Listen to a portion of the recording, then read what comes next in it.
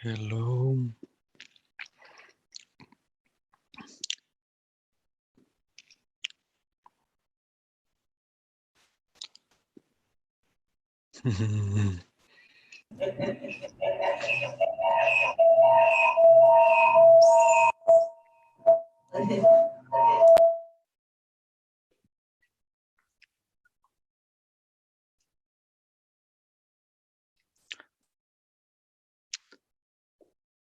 Good morning, everyone. Good afternoon, good night.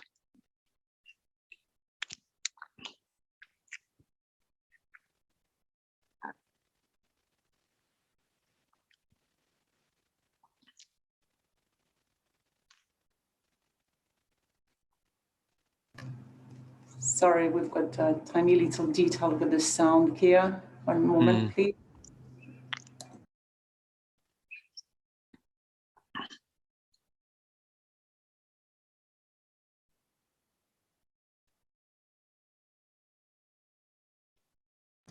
Okay, all good. Thank you. Perfect. Thank you. How are you? How's everyone? How's the time being? How's the gathering? Yeah, very relaxed. Come. Come, where do I go? Just sit and say whatever you want to say. I just wanted to say we're very relaxed. Yeah. Yeah. That's all. Nice.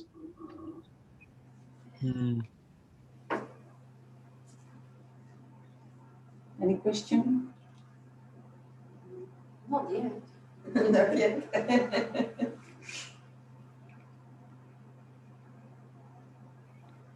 Why are we here? No idea.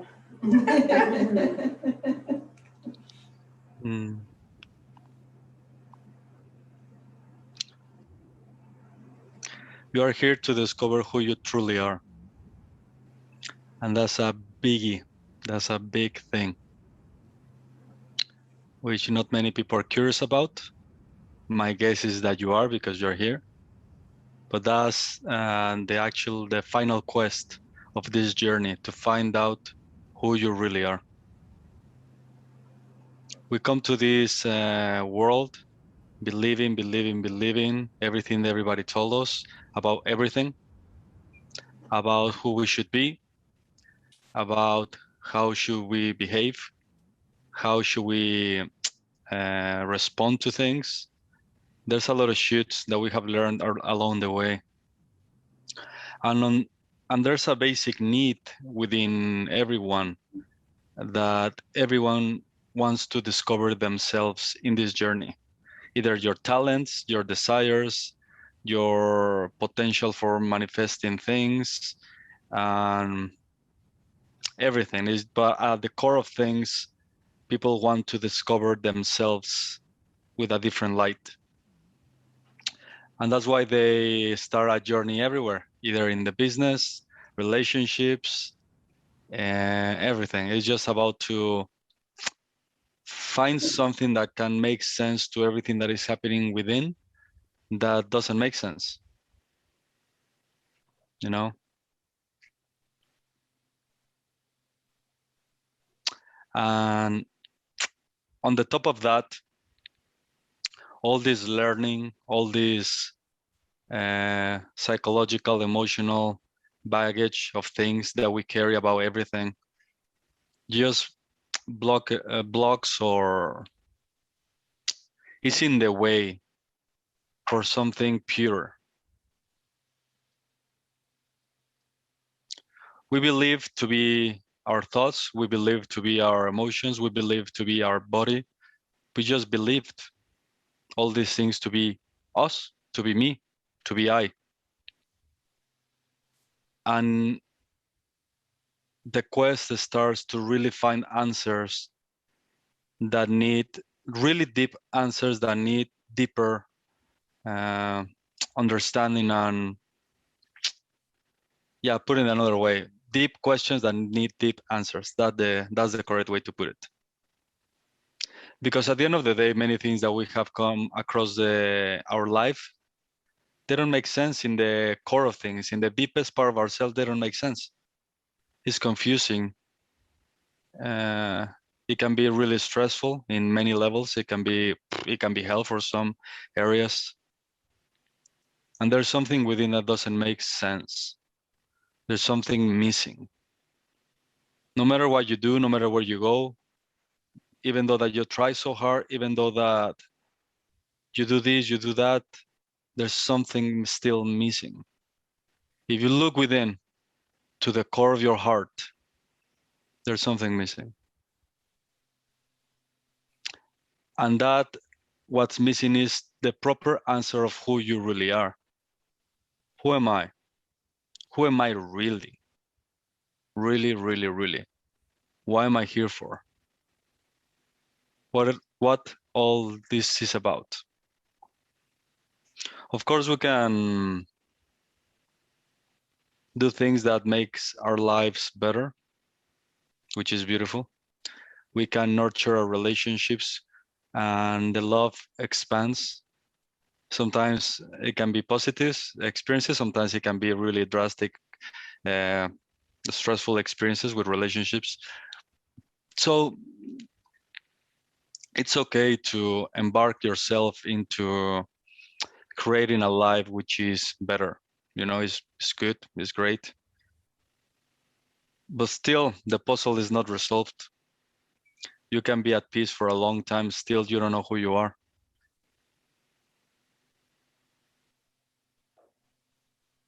And it's stressful to live life from the filter of what you believe to be. Because you are not what you believe to be. You have never been what you believe to be.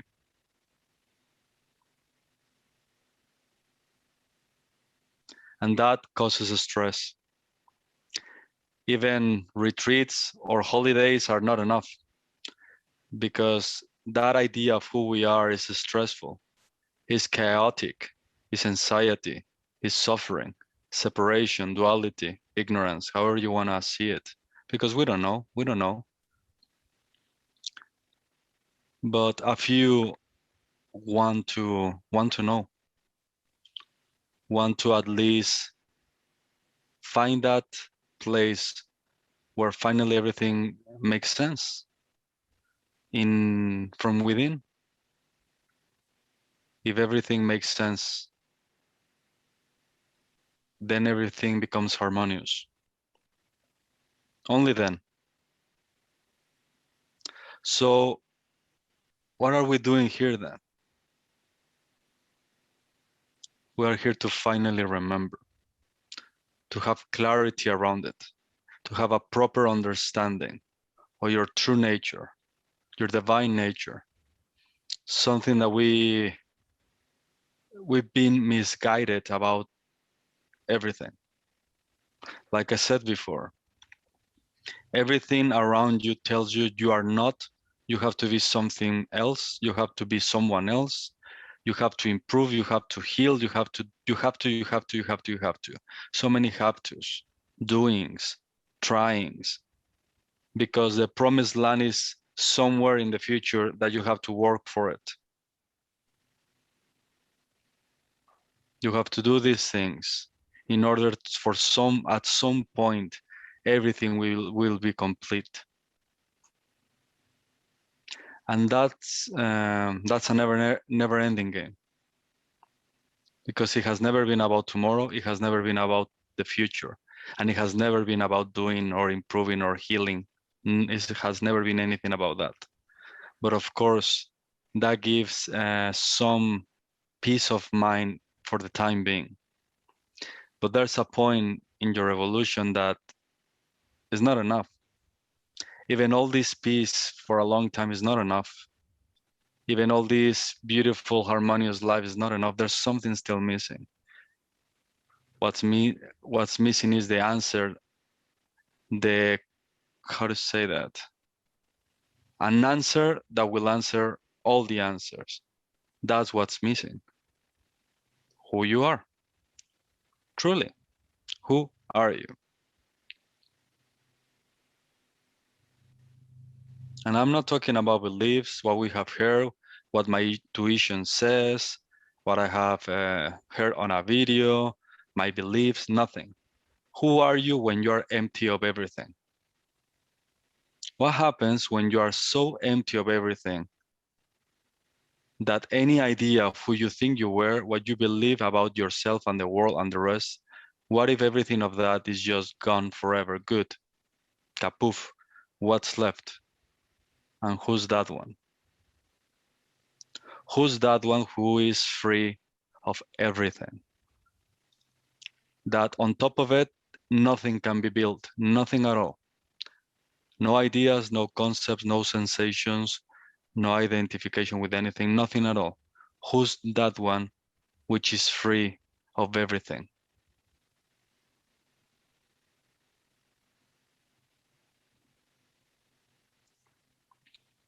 That one is happy. That one is full of love. That one is all-powerful, infinite. The rest is not. So when you experience peace, let's say that you experience peace of love or whatever, you're not actually experiencing anything around it. You're just mirroring your nature in objects, reflecting back your light. But we think that we experience peace because of the body sensations or the environment or things like that. But truly, you are experiencing those qualities because of your own light projected and bouncing back in the objects of perception. So has never been about objects. It has never been about things. It has always been about you. Your light reflected back in the mirror of life. But you think that the mirror of life is giving you love. No. The mirror of life is not giving anything back to you.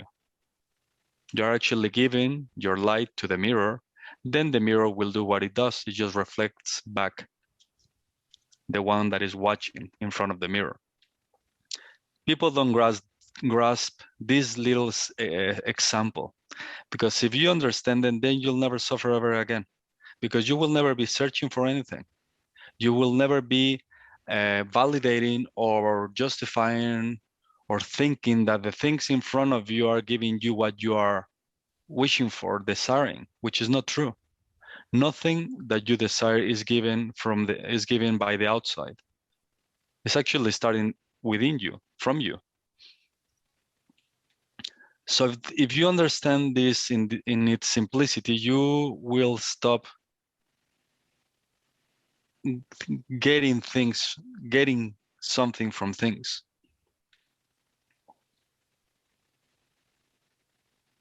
So the moment you think you're experiencing love from someone or happiness from something, that's something in front of you. If you understand what I'm saying, that need and everything around that happens when you find something outside of you that is the source of love or happiness or anything, if you stop it, no more anxiety, no more stress, no more impermanence and trying and maintaining and all these things that just is more stress on the top of more stress, because you recognize that the source of love or anything around it is you. So when you realize that you are the source of everything, the search, the craving, the needing vanishes forever, for good, because you understand finally that you are which you were looking for. You are that. But you thought that your light bouncing in things were the source of the feelings or the perceptions or the quality of experience that you have had, which is not true. The source of everything that you experience is you, not the things in front of you. Fascinating. And this little tweak makes people live in, it could be a really stressful mental, emotional state, just because they believe that the things in front of you are the source of your happiness, love, connection, or whatever. Nothing in front of you is the source. You are the source. So who are you really? Who are you really? If you have a simple understanding of this beautiful game called this moment, the best way to address or help you to realize who you truly are is by the quality, the first quality, which is one of the purest qualities of your true nature, which is witnessing. That could be the doorway to realizing your realm, your kingdom, your true self, the nature of the true self, everything that is you truly. So the witnessing, noticing, reveals that there's always something watching everything in front of. So if you bring this understanding to everything, there's gonna be a point that everything is being watched by someone, everything. And there's a moment that you cannot watch anymore. There's a moment that there's no more that you can witness as separate from you. There's a moment, and that moment is glorious. The rest of the moments are not as glorious as this one, because in this one reveals the entrance of your true self. In a simple way, you can see, let's say, that right now the computer is in front of you, or the camera, whatever you want to call this, is in front of you. So there's a me or a you, however you want to take the example or the idea. There's someone there watching a TV in front of it. Simple. It's so easy to understand that you are not the TV or the screen. It's so easy. The screen in front of me, the computer in front of me cannot be me. I'm the watcher of the TV. I'm the watcher of this event. So simple, so simple. Simple understanding, and at the same time, deep understanding. And this understanding, we can just expand it to a different ground. So easy to see that if you see your hands, you cannot be your hands. They can be part of you, of the body, of course, but cannot be you. So you can be witnessing and watching the hands. The hands cannot really decide by themselves. The hands cannot call themselves, I am the hand. They cannot be called themselves. They can't. They have no conscious awareness of naming or form or functions or actions. They just are. So who's the witness of these hands? So easy. You're the witness of these hands. The same with the body, the whole body, the hair, the eyes, the tummy, everything. Everything is being watched. It's there, of course, it's there, but it cannot be you. You're the watcher of the body. There's someone witnessing the body experience. Of course, the body has different qualities of flavors, which is great. But still, that doesn't mean it's you. That doesn't mean that everything around the body defines who you are. Because how can that be if you are still witnessing? Doesn't matter what happens to the body, you're still you. You can miss a leg, you can lose a leg, you're still you.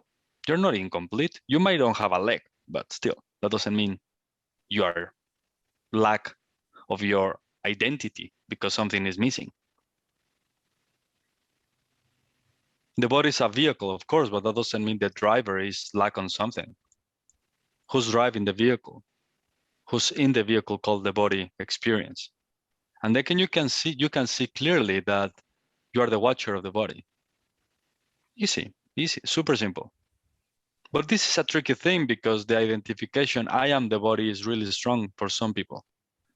I am this body individual here now, because the body doesn't only mean the toes and the nails. It also means everything that experiences the body. The body experiencing things through the senses. Heat, depth, space, cold, the air. All your senses are experiencing this moment by the body functions or qualities. So in this is where we're starting to enter a really beautiful game. Because the sensations and the senses are there, of course, are there, but you pay attention, they're in front of you. They're being witnessed by you, they're recognized by you, and they're named by you. So you cannot be them. You cannot be them. No sensation can be you. So who's that you that still can't figure out who he really is, who she really is, whatever, it's beyond qualities, but still. But we believe so long that we are this body, our age, the way our body looks, because that's our facade or our face to the world. That's how we interact with the world, because I'm here and the world is there. Because I'm here, you are there. Because I'm sitting here, you are in front of me. So there's this identification with the body reality that I am here. And how do I define, or how do I know that? Because I can feel it. I can feel my body, I can feel I'm here. I know by the senses that I'm experiencing this moment, because the senses are the ones that are deciphering the qualities, the abstract qualities of this moment by time and space. How do you know there's time and space quality continuum in here right now? Because you know it, because there's sensations, the quality of knowingness that you are here. But still, who's that one? Who's that one who's witnessing all of this?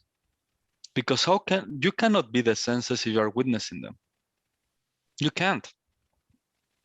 But the same thing is who's naming the senses? Who has put name to the senses? Who's that one? Let's say that it goes to the mind and to the intellect.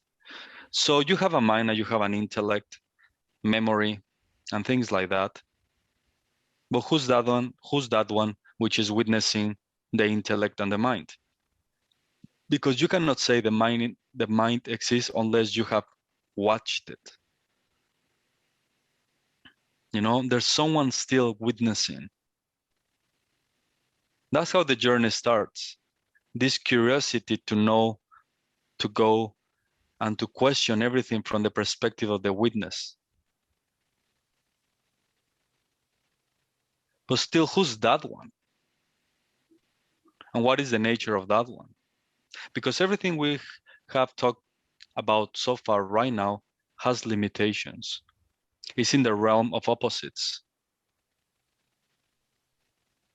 Everything that is in front of you is in the realm of opposites. Good, bad, here and there, over there and over here, up and down, because those are opposites named by the qualities that you have given, that you have experienced, that is in front of you. And we believe that everything that I just said, has to do with you. Everything that I just said has the quality to condition you. An example would be, if there's a lot of thoughts, then your life can be chaotic. So you feel bad because there's a lot of thoughts, or you feel stressed because there's a lot of emotions. So you believe that everything is in front of you has the power to affect you. Of course, that has the power to affect the idea of who you think you are. Of course, it will affect it. It will create anxiety, suffering, and hellish experience to the belief, not to you. And that is important to clarify. Everything, the suffering, the stress, everything is happening to the mental image of who you think you are. But nothing is happening to you. Nothing has ever happened to you. Everything has happened on the top or to the idea, the identification, the ignorant quality of this ghost called the ego mind. Everything has happened to it, but not to you, because you're the witness of it. That's the curiosity. Who's the one that is witnessing the mind ego experience? Who's that one? Have you ever had this question, who you really are? Probably you don't know the answer. Something might have come up that can actually point towards something purer that cannot be named. But still, what is this curiosity, this inner feeling sensation that is trying to push you inward into the realm of finding out the answer of that question? How can you be at peace if you don't know who you are? That's super strange. That's impossible. Everything else is just a facade, is ignorance, is pretending to be someone you are not, pretending to be someone you're not so you all fit into society, so you fit into your relationships, so you can experience love and connection. Because if you embrace who you really are, all the mental illusion of who you thought you were might disappear, and everything with it. And that's scary for the I thought. That's scary for the individual. Just the proposal that everything that the I has built for himself might disappear is something that we should defend, that we should, at all cost, maintain it, because it gives me identity, it gives me love, it gives me understanding, it has given me peace. But how can you be at peace if everything around it is just full of stress, trying energy, wasted energy, holding on to beliefs and concepts and things like that? You cannot be at peace, because underneath all of that, there's this waste of energy, trying to be happy, trying to be at peace, trying to connect, trying to love, trying to create, trying. And that is exhausting if we are honest. No, we're honest. But the question is not about that, because that everybody at some point comes to the realization that, man, I mean, I cannot figure it out. This is just keeps being stressful. It's like a labyrinth with no way out. You know, it's like, I can figure it out.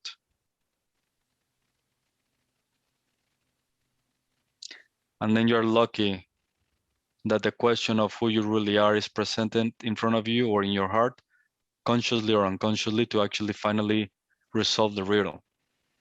You're really, really lucky that there's this quality of, let's solve this riddle of who am I really?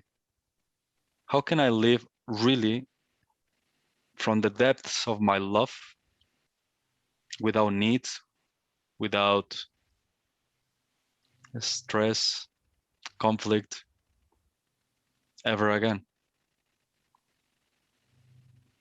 But for that, you have to embrace and stand in your ground of who you really are, and stop putting yourself in situations mentally, emotionally, physically, even spiritually, of the beliefs of who you think you are. You have to be empty of everything of that and just embrace, relax, and make it so natural and simple to be and recognize that you are that which is aware of everything. You are the witness of it all, and nothing applies to you. Nothing at all.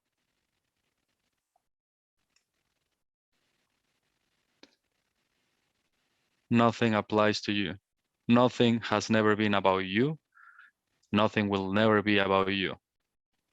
You are so beyond everything that nothing at all can touch you. At all, nothing.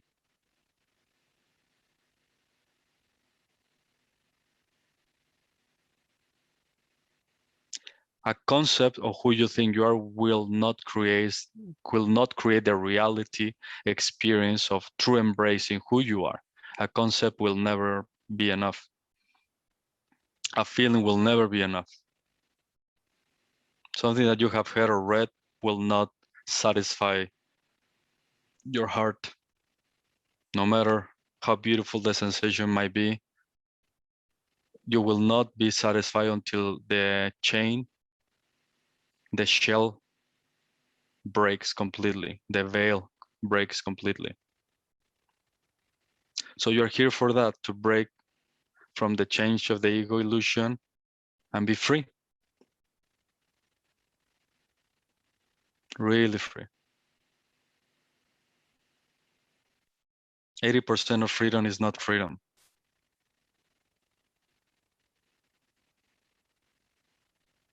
You know, 90% of freedom is not freedom. 99.9999999 freedom is not freedom. I'm here to help you to fully realize full freedom, full consciousness, full love, no limitations ever again. Nowhere at all. Because your true nature is unlimited, unbounded. And you are already unbounded. You just believed that you're not. Drop the belief, be empty, be unbounded. That easy, that easy. Stop validating all the beliefs that you have, all the notions that happens in front of you. Don't give them name. Don't acknowledge nothing at all what is in front of you. And the pull within, from the witness by the witness to the witness, will be so strong that the gravity of duality will break.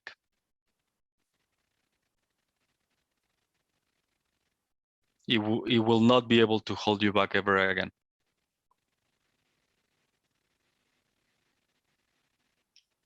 Imagine a rocket ship that is on Earth, that is going to the moon or something. In the moment it starts, there's a lot of power in the rocket, you know, but the magnetic fields and the gravity of the Earth is trying to pull down the rocket. It's trying to pull it down. It doesn't want it to fly above the pull of the gravitational state, you know, those powers, those forces. Duality, illusion has a quality like that. It will try to drag you down, put yourself down, either by emotions, thoughts, misconceptions.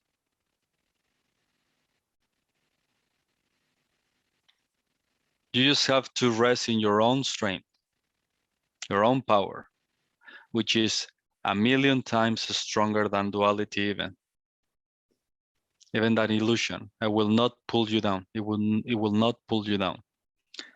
But there's a moment that you break free from the pull of the Earth, pull of the gravity, by your force, by the witnessing force, by the observing force. And there's a moment where you are beyond it. It cannot pull you down because you are beyond those energies now. You have you broke from those forces even.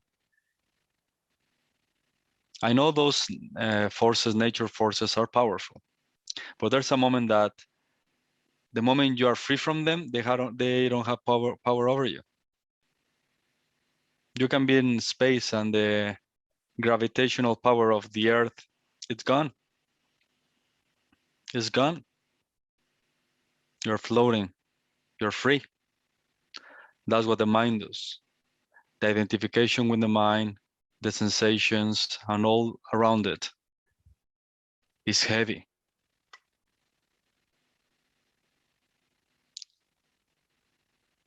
So the only solution is to break free from those forces. How? Just witness everything as the witness. Not as if everything is happening to the witness, because nothing is happening to the witness. Everything that is happening in the happening. I don't know if you understand this. Everything that is happening is just happening in the happening.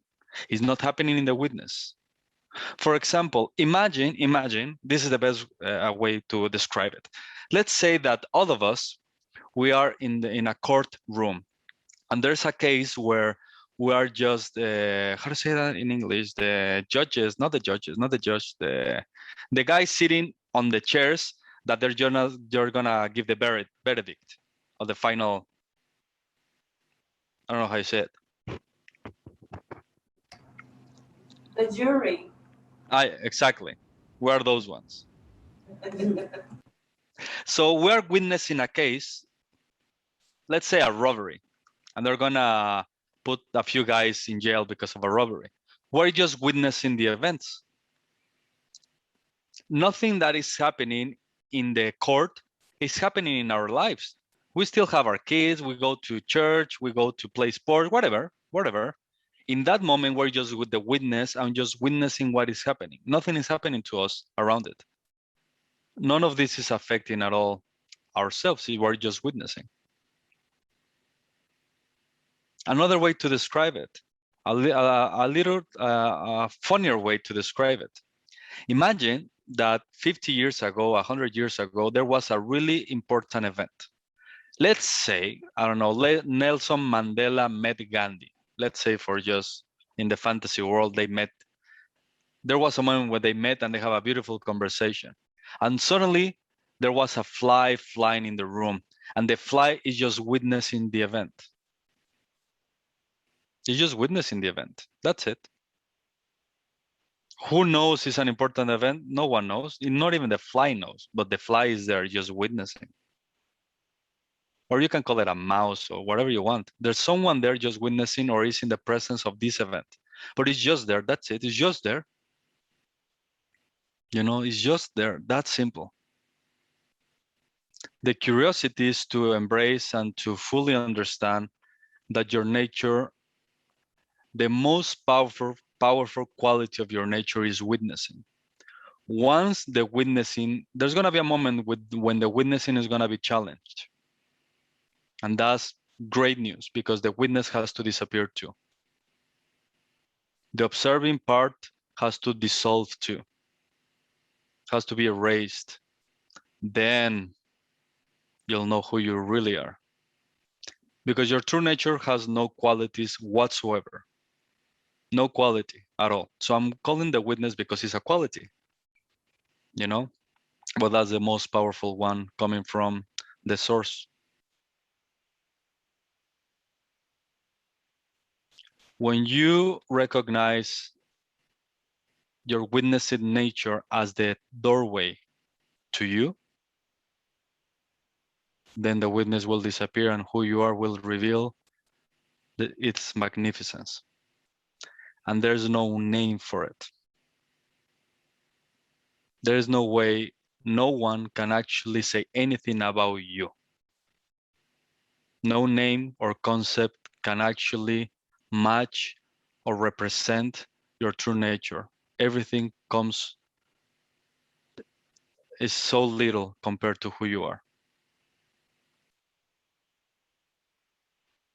So the only answer is to be it. That's the only option you have, is to be that which cannot be named, which cannot be found,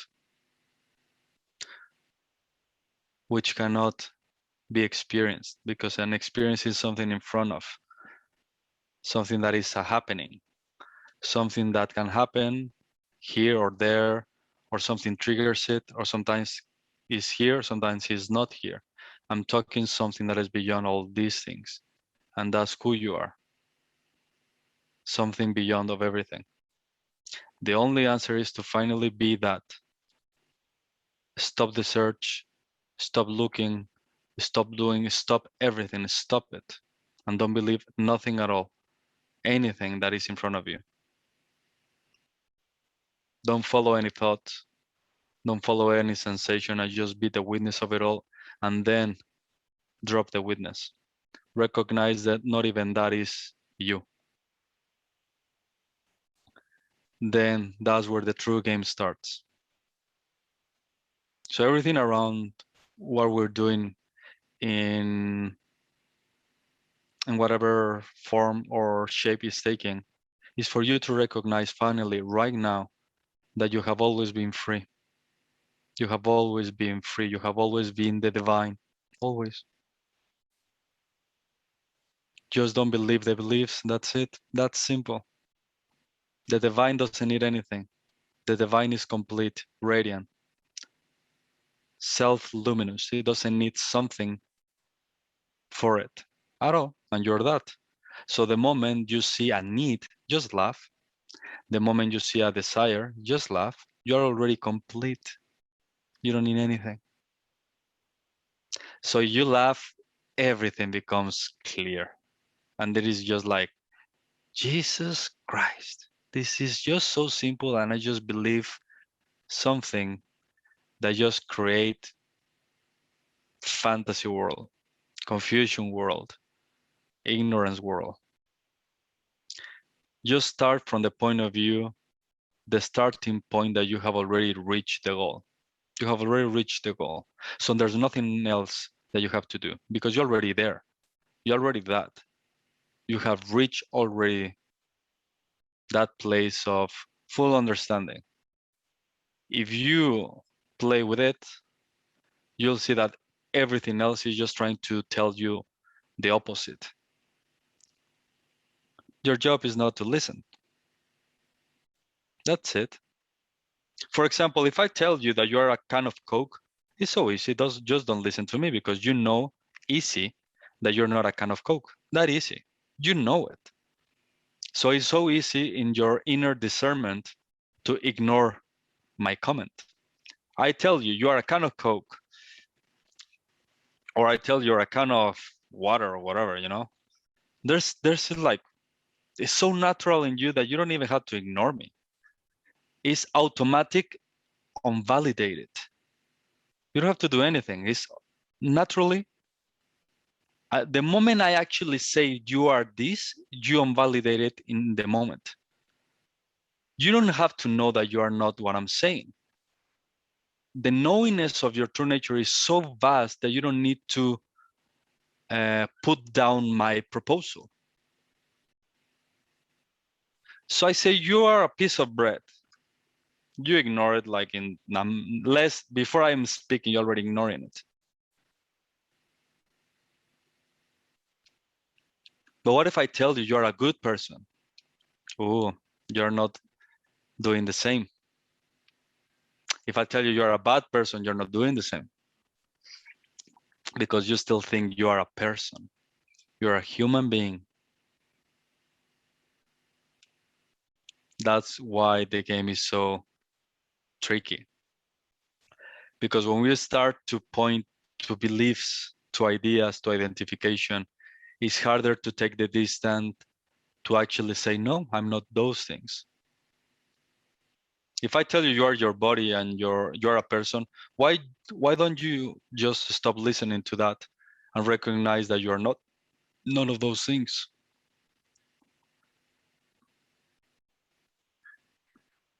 That's how simple and profound the game can be.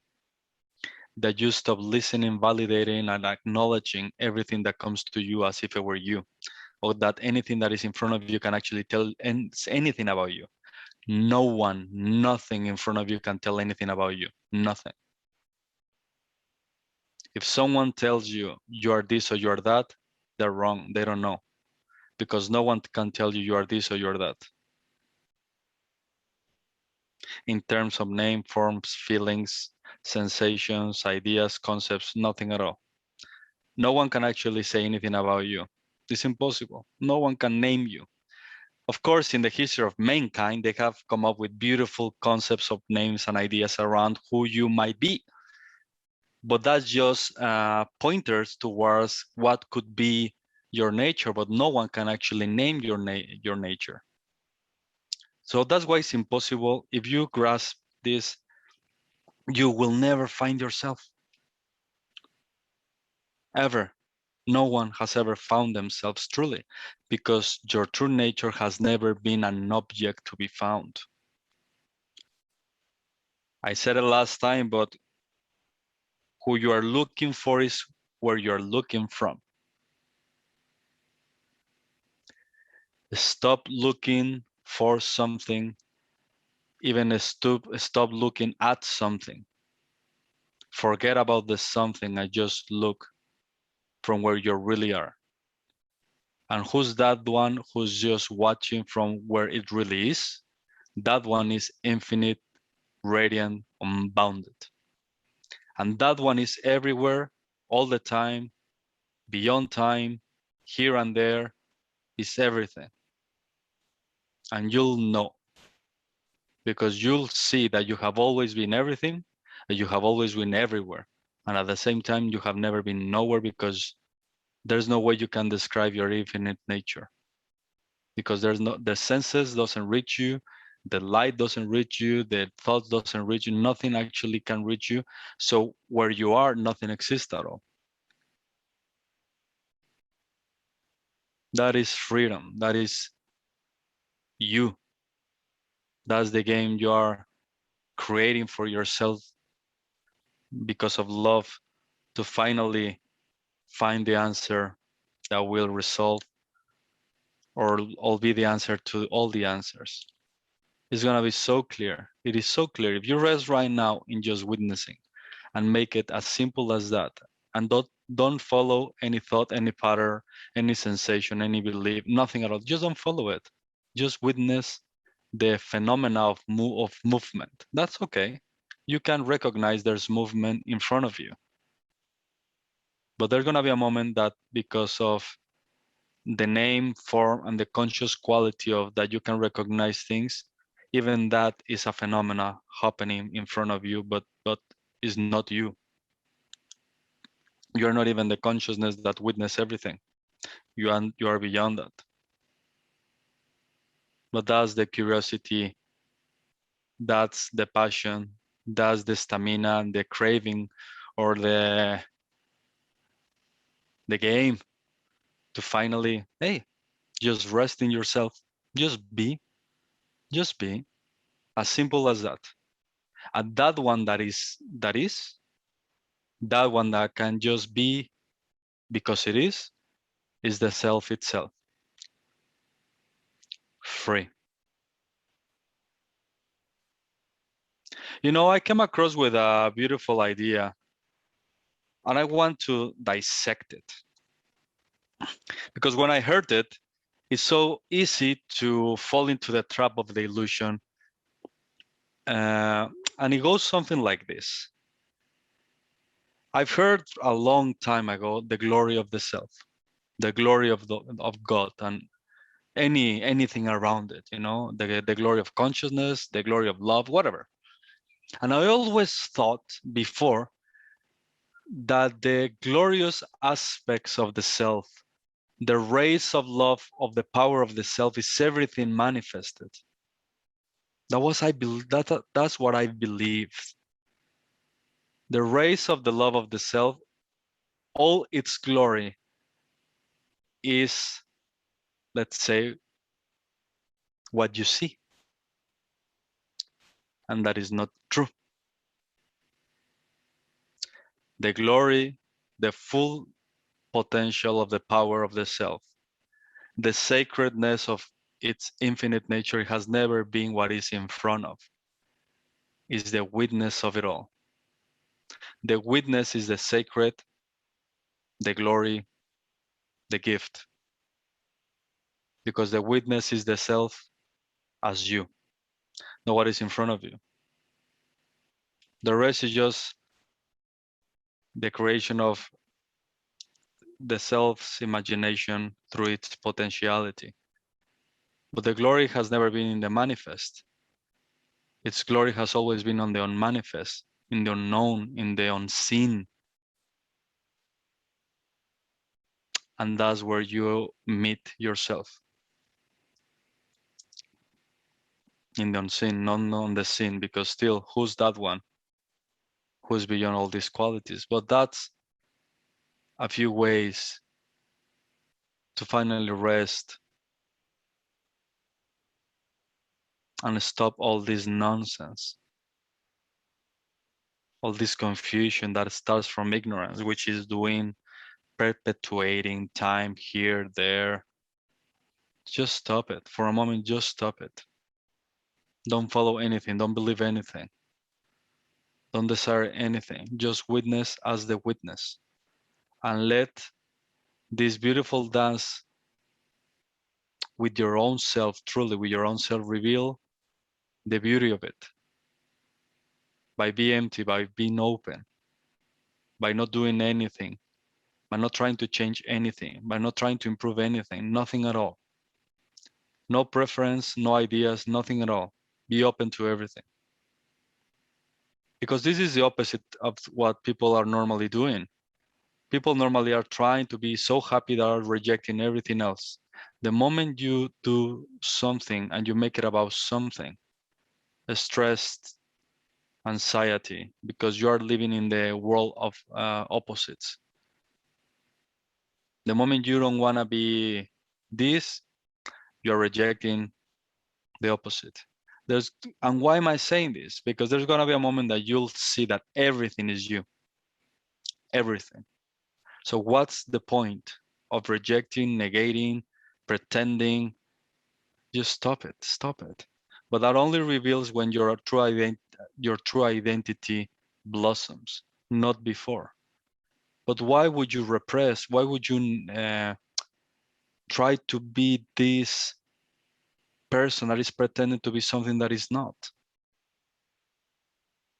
Stop pretending anything at all. Just be authentic, spontaneous in this moment, however that might look like.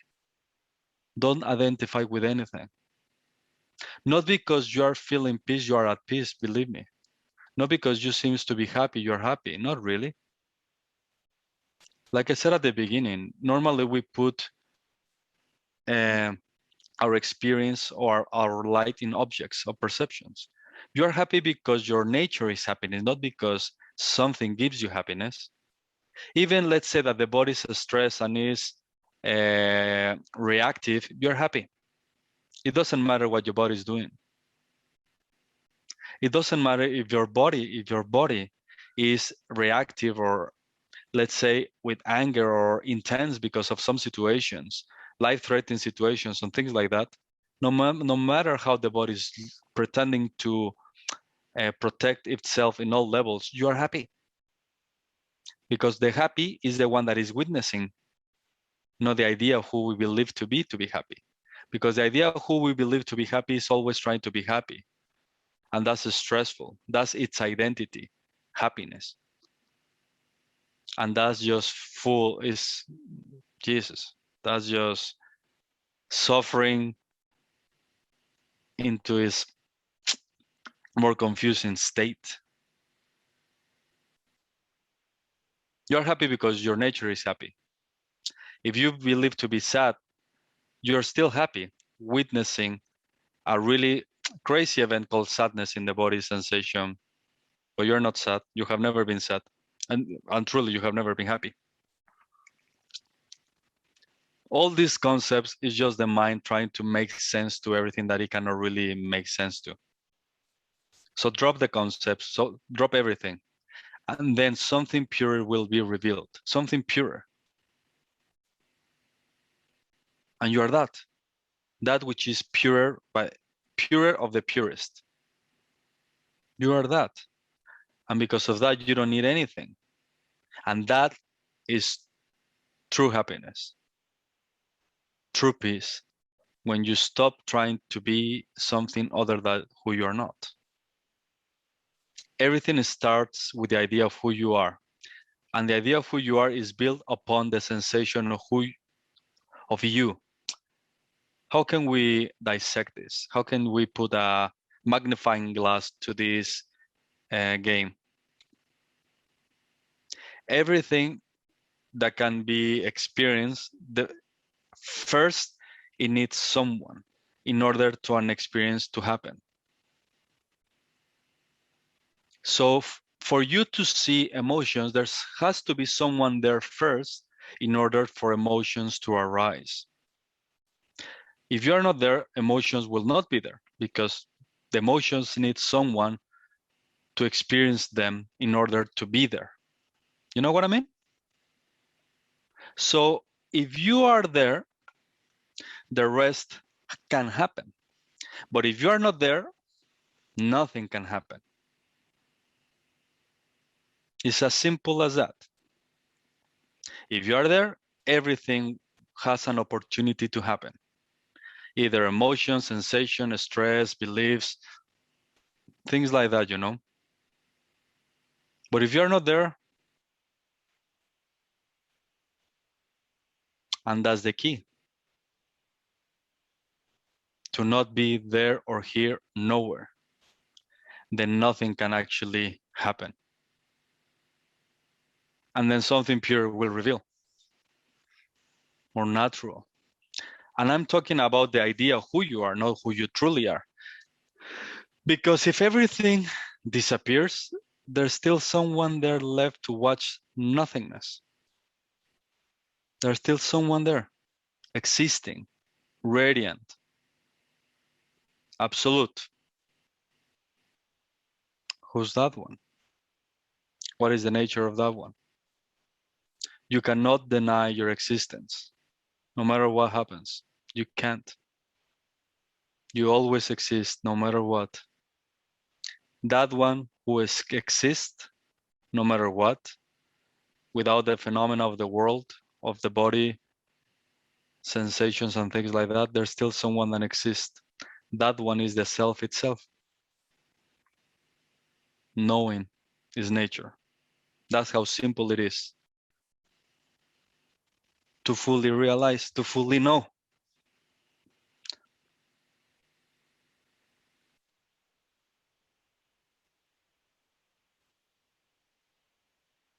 The rest is just complications generated by the fantasy of the mind.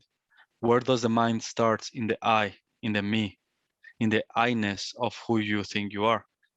If I ask you, how are you doing? Great. How was your experience? Great. Who's experiencing the experience? I am. Who's that one? Who's that I? Are you having emotions? Yes. Really? Yes. Who's having these emotions? I am. Who's that? Who's that one?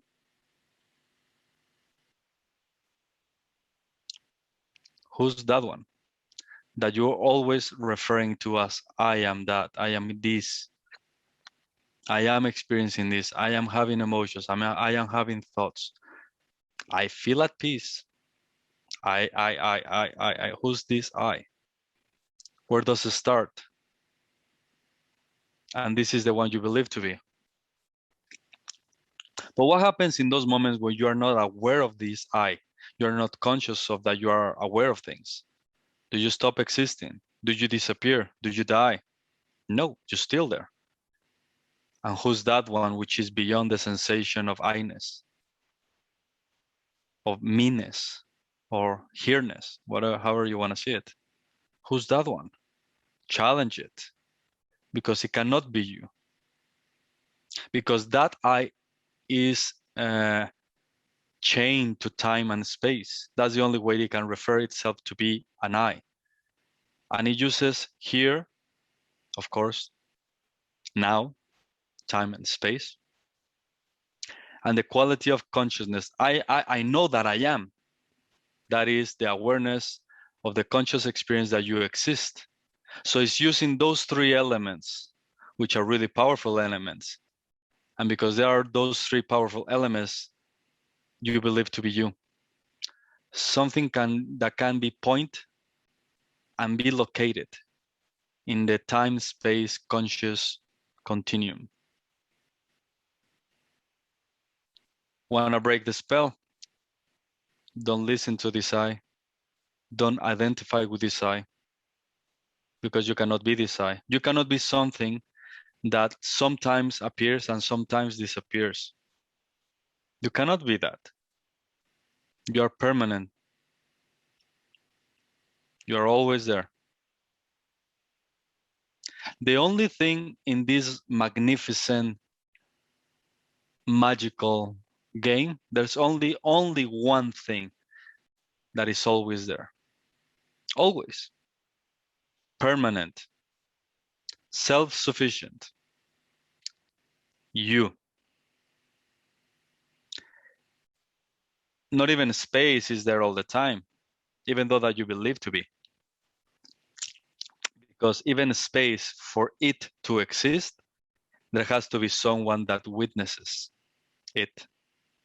Otherwise, if you don't witness it or acknowledge it, how can it exist all the time? In your experience, it doesn't exist all the time. You might think it's there all the time, but that doesn't mean it exists all the time. Because there's moments that you're unconscious of even time, space that is not there for you. So it has a limitation. It has a condition that it has to be witnessed or acknowledged or being experienced by someone. You know? The only thing in your universe that doesn't have limitations, neither conditions, neither lacks, is you. Think about it. You are always there. No matter what happens, you are always watching.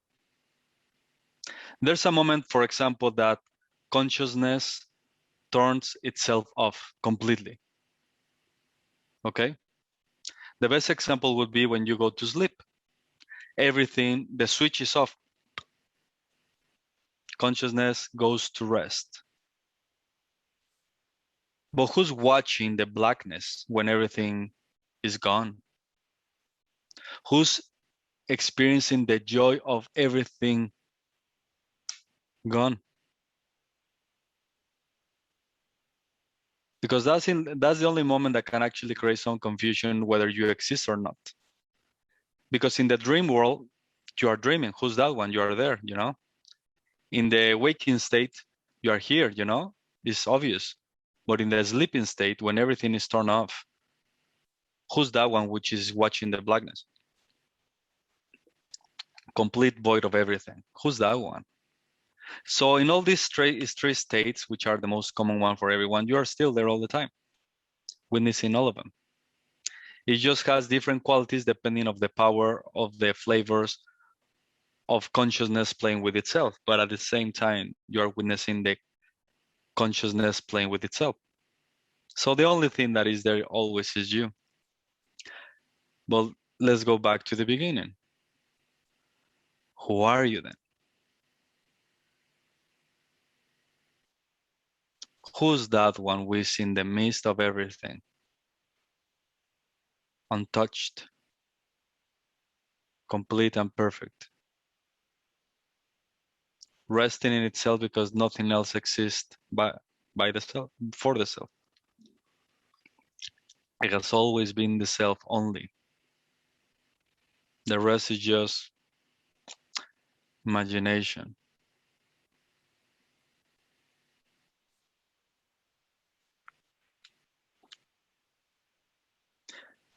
So this is your gift, the gift for you to finally see it clearly. See clearly.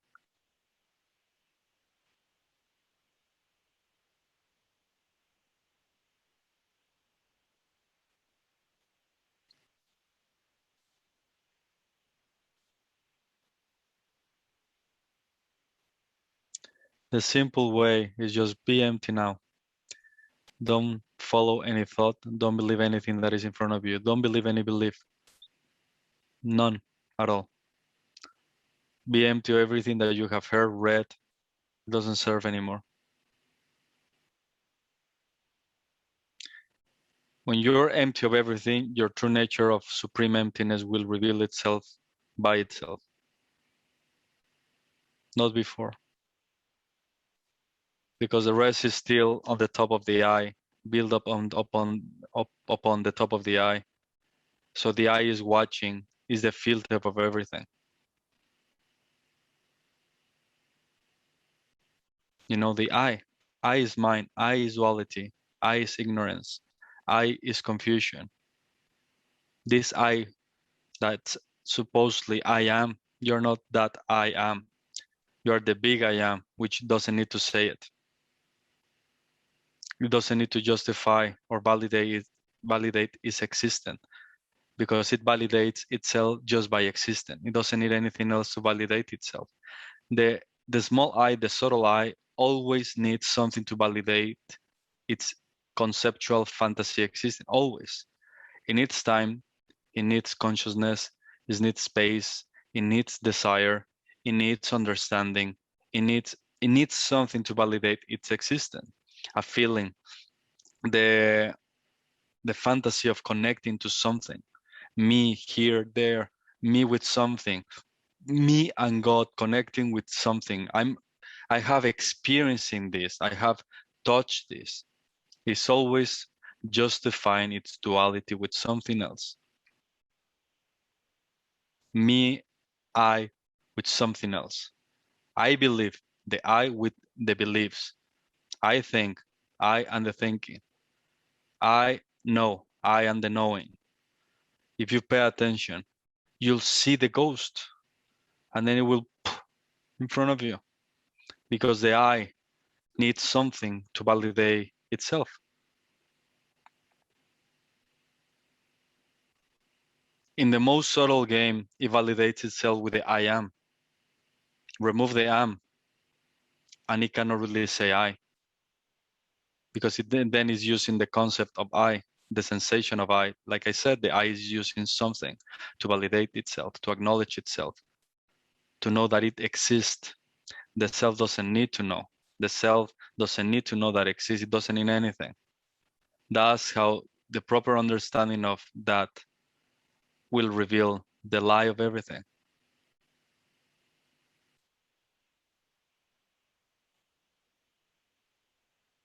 And you are that which is behind the I, and the true I, without the need to acknowledge it, without the need to feel it, without the need to anything at all. The true I, the I-ness, the self-luminous, is just one step before this feeling of I exist. Because like I said before, if this feeling of I exist doesn't exist, do you stop existing? Do you disappear? When everything else disappears, what remains? Who's that one?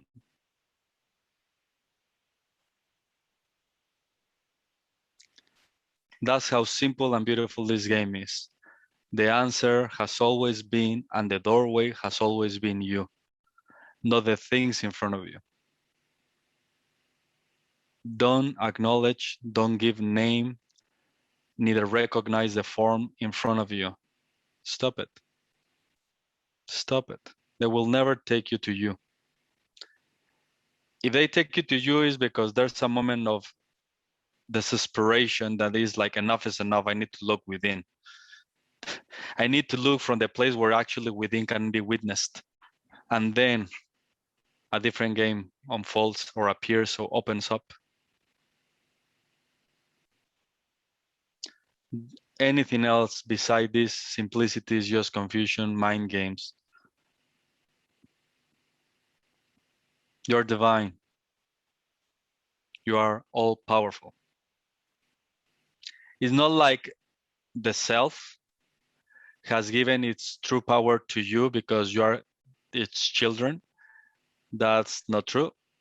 It's the self playing with itself as the self. There's not a you in the middle. There has never been someone in the middle. It has always been the self in all its glory, playing with itself. There has never been a you. You as an idea doesn't exist. You as the self, you really exist. Like I said, you cannot deny that you exist. You can't. It's impossible. If you say I don't exist, well, who's that one that's still saying I exist? Or who's the one that is saying I don't exist? There's still someone there that cannot deny its existence. You know, I know it sometimes is a puzzle with the words, but it's the best we can do to point out that there's nothing we can actually say about you. You're true you know, there's nothing can be said. And fascinating, even though that there's nothing can be said, there's so much that we can actually try to say from different points of view, to just trying to bring the sacred, you know, into the manifested experience for the ones that don't know. The ones that know doesn't need to. They don't need to. Everything comes for for the ones that don't understand this, so they finally see the simplicity of this, you know. Otherwise, it's like I said, it's tricky. It's so simple to break from the illusion because you are the witness of the illusion. And then when you see that you are the witness of the illusion, then, but how do you see unless you are explained or guided or by the universe or by life giving you clues just so you can see clearly that you have always been the watcher of everything. It's a cosmic game. So you're watching a cosmic game, a powerful game. It's powerful because it's from the nature of the self too. Infinite power. Of course it's powerful because it has infinite power. But it's not as powerful as the witness. No matter how powerful the game is, the witness is more powerful. The illusion game is just a tiny little bubble in an ocean. That's it, believe me. It's just a tiny little bubble. Nothing else, nothing more. But the bubble has the qualities of the ocean, of the water. That's why it's so powerful. But just identify yourself with the witness, and that's it. Be the witness and forget about anything else. That's how simple it is. And at the same time, because of the power of and the nature of the illusion, not many people will understand it.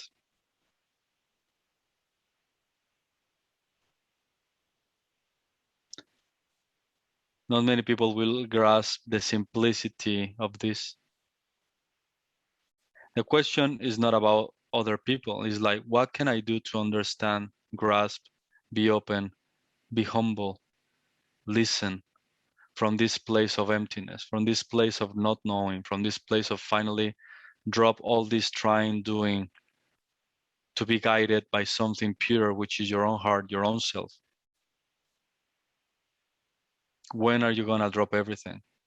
When are you be so here and now that then the self can actually take you in this beautiful inner journey about himself?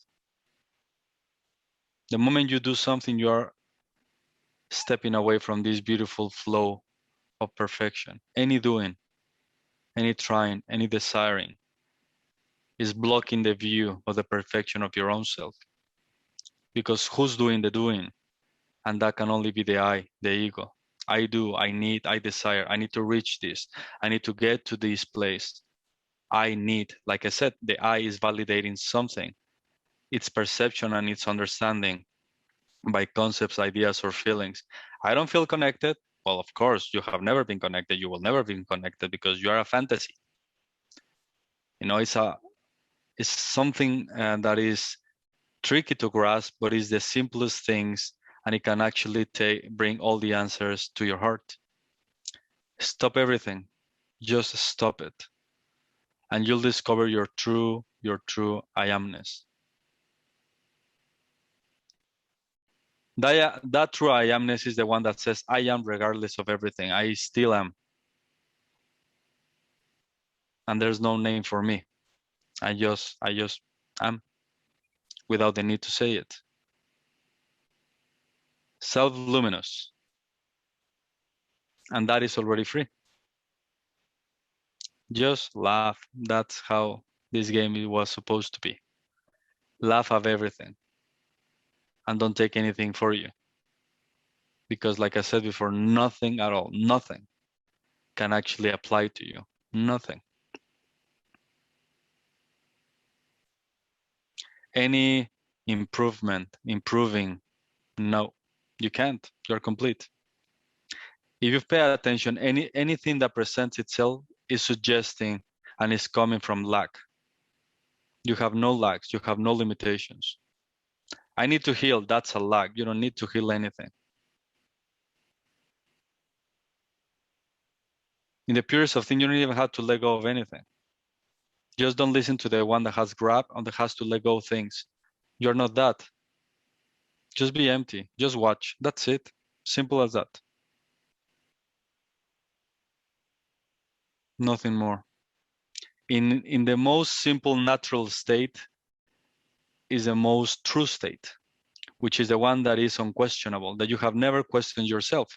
For example, you don't question every day whether you are breathing or not. You're just breathing. It's natural to you. You know, it's natural to you. All the time, 24/7, the body is designed to breathe naturally.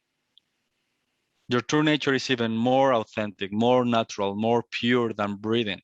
So then you wonder why you have never questioned yourself, because then you don't need to practice it. As you don't need to practice breathing, you don't need to practice being. That's why, you know, it's so hard to grasp, because it's so natural to you to be that you have never paid attention to it, or you have never had the curiosity of what does that mean? Where does it come from? Why is like that? Why is there something in me that is so natural that I have never, ever, ever needed to do something to find it? Because I'm already the one that is experiencing everything, flowing with life. You know, that's why it's so fascinating. But now is the time to know. Don't waste time. Don't believe in time. Don't analyze what is in front of you, either good, bad, beautiful, happy, loving. Forget about it. Don't define reality. How you should look, how you should behave, be authentic in the moment, however that might be. Just watch, just observe. Without repressing, without negating, nothing at all. But just with the proper understanding, and nothing in front of you can actually say anything about you. And the one that knows who they are, they don't have to match, they don't have to be what other things they should be. You don't have to be what others think you should be. Neither you should be anything that your mind tells you should be. Either behave like this, behave like that, don't do this, don't do that, be happy, don't be peaceful. No. Forget about any pretending or trying to be. Just be in the moment as a baby. In the moment, it is as it is, free of everything, without identification with anything. Then life becomes amazing. Amazing. Because finally, you're not trying to be what society, friends, family has imposed to thy psychological eye. There has to be someone in order to feel loved, to be loved, and to feel connected. You don't need none of those things. You are love. You don't need anything.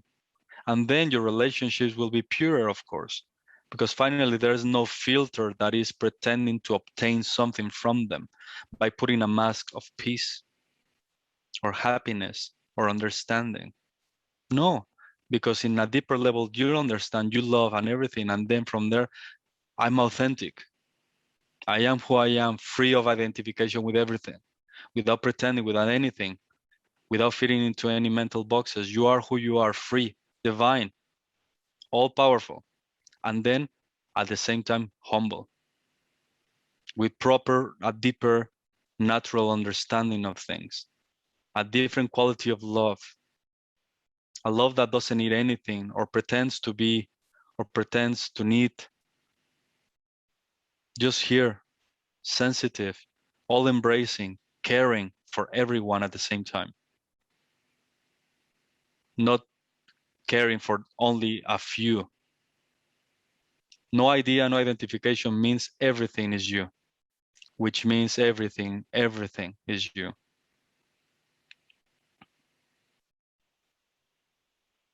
But you have to allow yourself to be so free, so free, so free that you stop this trying to be something in order to get something out of someone or some people or even life.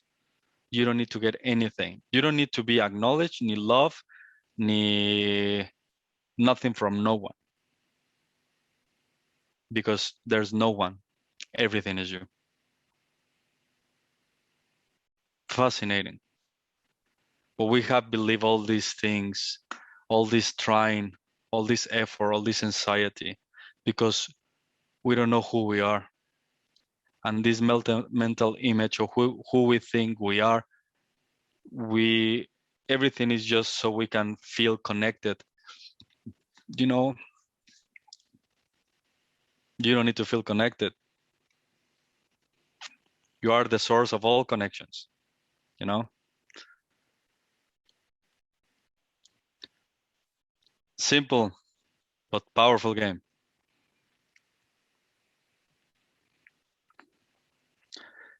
So this is what we're doing.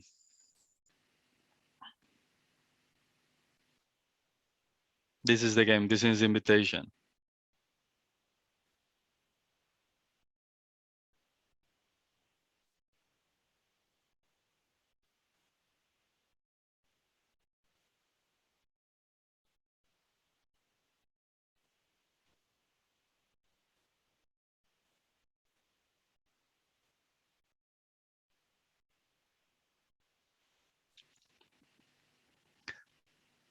Last comment, and then whatever you have in mind or share or questions or anything, of course.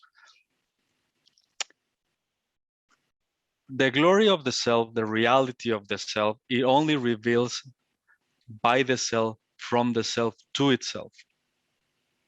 Nothing more. Anything else beside this is just mental games, illusion games. Duality, lies. And there's only one place in your universe that the self exists. And that's in your direct experience that you are self-aware, that you know you are. That's the only place you have a direct experience of the self. The rest is just because the world can actually not be named by itself. The world doesn't recognize itself. You recognize the world. You name the world. Like I said before, the hand cannot be named by itself. The hand cannot say, I am the hand. I'm feeling this. No. You are the one. You are the only one. Your existence is self-evident, that the only place that actually can point out or bring those qualities of self-awareness and the interest of the self as the self is you. Like I said before, this is not in the things in front of you. Nothing in front of you can actually call themselves the self, as I am. There's only one place that you can actually say I am. Explore it. Dive into it. Understand it. Bend the knee to it. Bow to you. Treat yourself as if it were the self itself, and put your knees in the ground on gratefulness. And you'll see it has always been the self as you. You gotta be honest, the only place in the universe, in the whole universe, the only place that actually one place can say I am is you. As a direct experience of what that is a powerful presence that says I am. The presencing, the witnessing, the energetic experience of I am is the only place is you. Like I said before, that has always been the doorway, the answer, and the road, and the path, and the game, the goal. It has always been you, not the things in front of you. Nothing in front of you can say I am. You don't have the experience of something in front of you saying I am. You don't have it. You believe you have it. People can actually tell you I am, yeah, but you believe it. But you don't have the experience of them saying or experiencing I am. The only experience of I amness is you. Explore that one. Have the curiosity of what is that? What does that mean? And where is trying to take you, pointing to, showing you, or calling?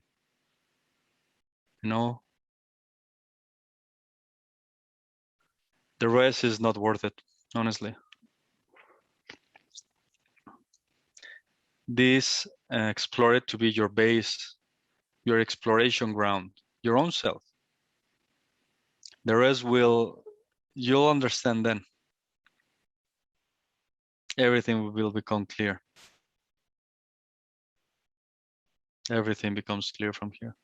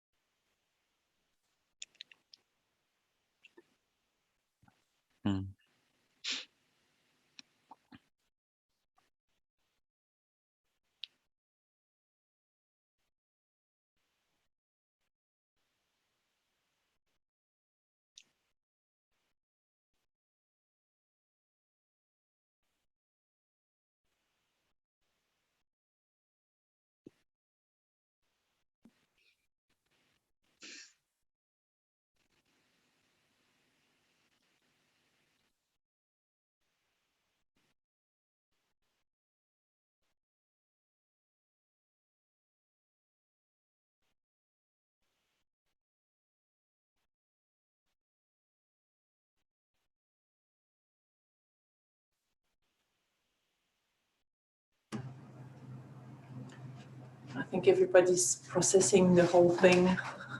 Yeah, I had to lay down to process it all. So it was good. Thanks for that, Serkan. It's definitely, what you're doing is definitely helping, because we've lived all our lives and we kind of knew something deep inside or felt something deep inside, but it's hard to come to that conclusion. Exactly, because there's all the society telling you things and have all these expectations. But nevertheless, you still need the intellectual mind to understand everything that you say, process it, and and get to that point. So I'm just thinking about other people who may not have that, or like, I got a headache, I wasn't quite following for a moment. So you need that element for that self-realization, right? The one that knows is the key, not the knowingness. The one that understands, know what understands, not the object of understanding, just the natural knowingness and understanding of things, but the one that understands things. And the one that understands is beyond the intellect, because, for example, how do you know the intellect exists? You know it exists, which is an object of perception. You know that something in front of you called the intellect or memory or whatever you want to call it is in front of you. The key is about the one that knows, not what knows. The key is the one that understands, not what understands.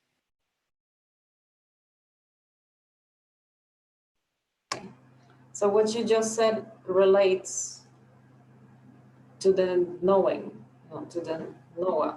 So Exactly. So you don't need your brain or intellect. There's already something behind it that knows. You can have a headache, for example, you have a headache and you know that you have a headache. There's someone that knows that there is a headache, even though in the midst of a headache, there's someone that knows. So you don't need it. You don't need the brain or not a headache. There's still someone that knows, that understands. Even in this, of course, it can be painful. I understand, but who's that one that knows there's pain? You're always knowing, always. Bigger than I thought.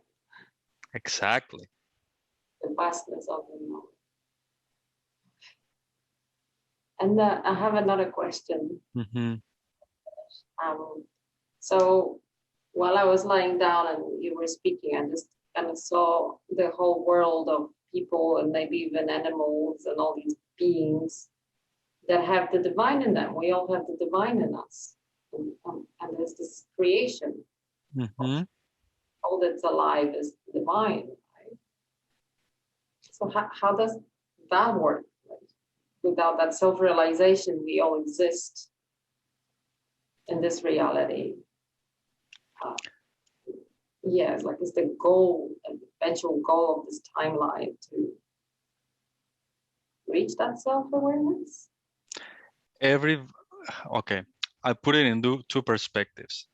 One is, honestly, there has never been anything in front of you as something separate from you. What does that mean? It means that there's no people in front of you. There's no people. There's no people, honestly.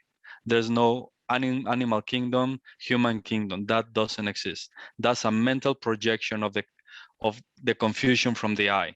Okay, that's important to know, because in the purest aspect, there's no one at all. Because that's name, you, someone, recognition of a form. The question is, who's that one which is naming and watching a form? That is the I, that is the ego. Because the ego exists, the rest exists. If the ego doesn't exist, doesn't exist. So the question now from the other perspective would be, let's say that you're talking to your cousin, your friend or something, let's say. And they're saying, I love hamburgers. When they're referring to the I, they're referring to the same I. There's only one I. As everything, in everything. There's no different I's part of. It's not like the self has put itself inside of everyone. is the same I, a cosmic I, being everything at the same time. For example, imagine an ocean, an infinite ocean of consciousness. A small wave appears. The ocean is not witnessing a small wave. It's just experiencing itself as everything without knowing if he's everything or not, because he doesn't see small waves, big waves. No, the ocean just is, you know, and that's the subtle difference. When you see a wave or a lot of waves or small waves or infinite waves, it's still the I. True awareness is breaking the I, and then the ocean itself, it's the only thing that exists from the perspective of the ocean. But the other, now from the perspective of the little wave, when the little wave says I, is saying I am the ocean pretending to be a wave. It's not like the ocean has put itself, a little bit of its part in this little wave. You know what I mean? The ocean has never put itself nowhere. It's not like the ocean has divided itself into parts. So can everybody feels divine or is part of the divine? No. The ocean is the divine. And because the power of the divine, the appearance of a wave appears as separate, but is the divine, not a part of the divine. You cannot divide it, you know? So that's important to understand, because the moment this all reality with all its game, you treat it as nothing other than the self in its fullest. It's just the self exploring, expressing itself at the same time into everything. It's not divided into everything, it's everything. It's not like people have a divine spark or they're part of the divine. That doesn't exist. It's the fullness of the divine expressing itself into the small thing. It has never been a small thing part of the bigger thing. It has always been the biggest of the biggest expressing itself through its power, through the appearance of the small thing. Why do I say this? Because nothing that you see is not like the divine. Let's say, for example, is like if we justify or validate the idea of parts, you know, or that the divine is within everyone, which is a lie. The divine is not within everyone. The divine is that which is witnessing the within everyone, which is different. Because if I say the divine is within you, there's still a you and the divine separation, anxiety, suffering. That doesn't exist, you know? So the moment, for example, there's a concept that is really, you can hear everywhere, like God is within you, you know? The self is within you, the divine is within you, you are a spark of the divine, things like that. Yeah, just like people hear these things. And there's separation because there is always referring to someone separate, or two selves, me and the self within me, two selves, two experiences, two things, you know? And that just creates anxiety and stress, because separation doesn't break, because there's still a me and. So it's important to understand that there has never been you and the divine within you. You are the divine within the body. And like I said, the danger of justifying the game of duality, even with the divine, is like if the divine has a measurement dosificator of its presence. For example, over there, I'm going to give 90% of my power. I'm the divine. And a part of me, I'm going to give 10% there, 50% over there. If you behave good, I'm going to give you 70% over there. If you behave bad, I'm going to give you 10% of that.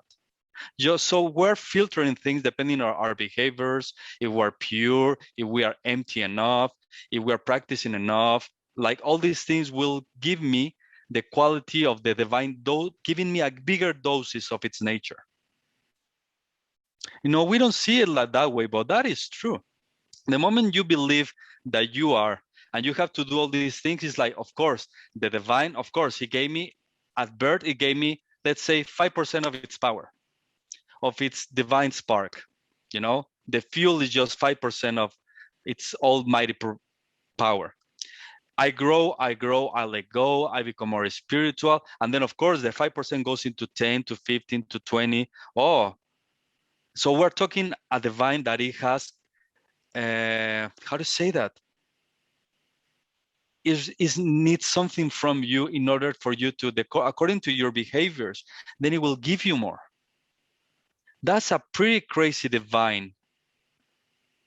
If that's true, that's a divine that is crazy. Because then, of course, the person that has 5% of divinity will feel resentment, anger towards someone that was given 90% of divinity. That is stupidity. You know what I mean? It's like a human divine. Exactly, but that's what people perceive as the self in these concepts and things like that, and they behave accordingly. And I'm saying the fullness of the self is you. The fullness, everything. All its power is you, because it's you. You know, that's a big difference. The true self has never gave 5% to them, 10% to them, and my chosen, beautiful, conscious beings are going to give them 70, 90%. That is just mental fantasy. Everyone is the fullness of the self, the fullness, because it's only the self. It has always been like that. You know what I mean? And you are that. That's why you don't need anything. You are the fullness expression of this self, not a part of or a dosification of. So all your ideas of what to do, purifying, or anything around that is always with the aim of becoming better or improving or deserving more love from the self, let's say. I'm just putting words, you know, but at the core of things is that the more I improve myself, then I'll receive divine love, a better quality of life, more abundance, more connection, something, because I was born lack of. No, what is lack is the perception, the one that perceives the lack, because you don't have any lack. You have always you have always been given everything. Like I said, the self is you, and the self is complete and powerful. The rest is ego fantasy.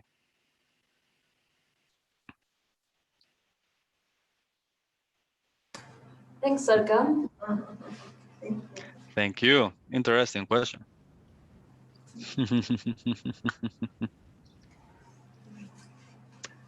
Yeah. The self has no parts. The self is everything. Like I said, its full expression and power is everything. There's no a single molecule of atom which doesn't have the full power of the self. Everything, believe me. Even in the appearance of this is not true, even in the middle of that is the self playing with itself. So the world doesn't need to be healed. You don't need to be healed. No, just change the perception. Change, transcend the one that is perceiving the lacks, and then you'll see Jesus. Like, wow. You know, wow.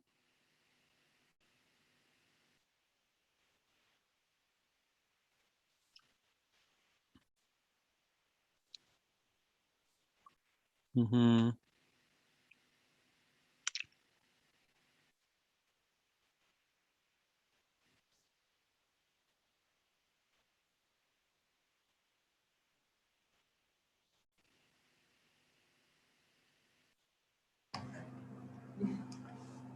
Yeah, I think everybody's really satisfied with what you just said. Are we going to see him tomorrow? No.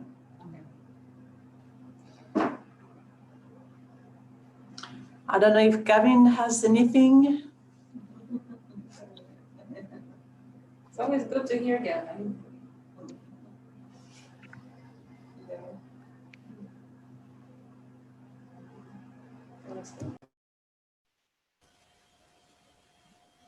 Well, it was fantastic evening. I have no questions. I just have to try and assimilate what you've told us. It's so simple that you always knew that. But why we drift off into the unknown realms and think, well, there must be something else to discover. But deep down inside, we all know what you've just told us. And it's lovely to have it reinforced and put across in such a human way, if I'm allowed to say that. Yeah. Of course, I understand. Thank you very much, Sarkan. Mm-hmm. You're, A pleasure. you're a real treat. Okay, I'll switch off now. Love, Gavin. Good to see you again. Yep. Yeah, that's a real treat. Thank you, Gavin, and thank you, Sarkan. It's a blessing to have you here and listening to your teaching. Thank you. No, thank you for creating this. I'm here all the time. Whatever you need.